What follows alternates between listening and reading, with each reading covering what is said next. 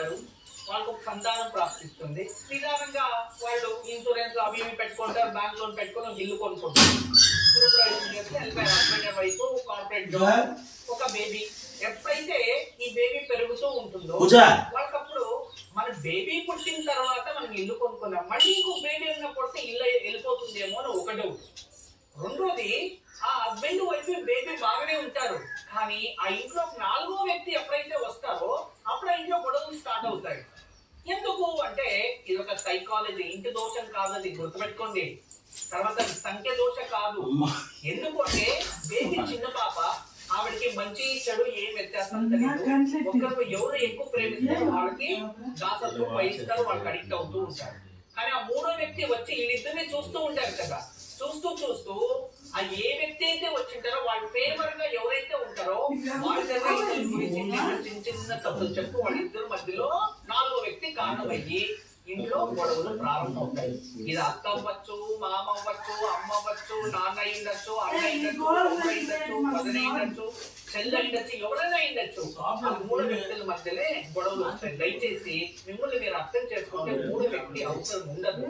దాని నుంచి అటువంటి విషయాలకి భూతద్దం పెట్టి చూసి గొడవలు పడకండి. వాస్తు దోషం ఉన్నప్పుడు ఖచ్చితంగా ఇంట్లో గొడవలు ఎక్కువ ఉంటాయి. అందుకే అటువంటి గొడవలు ఎక్కువ మన ఇంట్లో అనిపిస్తున్నాయి అన్నప్పుడు శ్రీవాస్తు యంత్రం పెట్టండి. దాని నుంచి రిలీజ్ అయ్యే పాజిటివ్ ఎనర్జీ మీ ఆరో ఎనర్జీలో కోపం తగ్గించి పీస్ఫుల్ గా పెట్టడానికి మిమ్మల్ని ఆ ఎనర్జీ సపోర్ట్ చేస్తుంది. కాబట్టి మీరు ప్రశాంతంగా ఉంటే అప్పుడు గొడవలు రావు.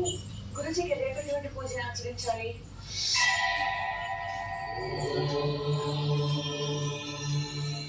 రేపు ఏకాదశి, శుక్రవారం, మూలా నక్షత్రం, విశేషమైన రోజు. ఉదయాన్నే మూలా నక్షత్రం రోజు ఆంజనేయ స్వామిని పూజించాలి. పైగా ఏకాదశి వచ్చింది.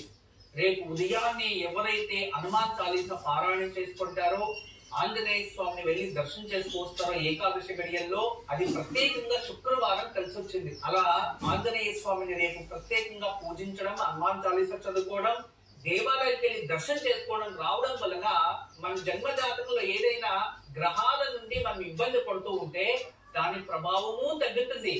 మరియు మానసికంగా ప్రశాంతత, అన్నిటికన్నా మోస్ట్ పవర్ఫుల్. రేపు ఆంజనేయ స్వామిని ఎవరైతే ఆరాధిస్తారో, పూజిస్తారో, వాళ్ళకి మానసికంగా ఏదైనా చాలా రోజుల నుంచి వేదన అనుభవిస్తుంటే దాని నుంచి విముక్తి లభిస్తుంది. గురుజీ, మరిన్ని విశేషాలు తెలియజేస్తున్న కార్యక్రమంలో మరో విరామం తీసుకుందాం. ఓంకారం స్పెషల్ పార్ట్నర్ సైకిల్ ప్యూర్. ఈ రోజు సాయంత్రం మూలా నక్షత్రం గురువారం కలిసి వచ్చింది. అద్భుతం కదా, మూలా నక్షత్రం గురువారం.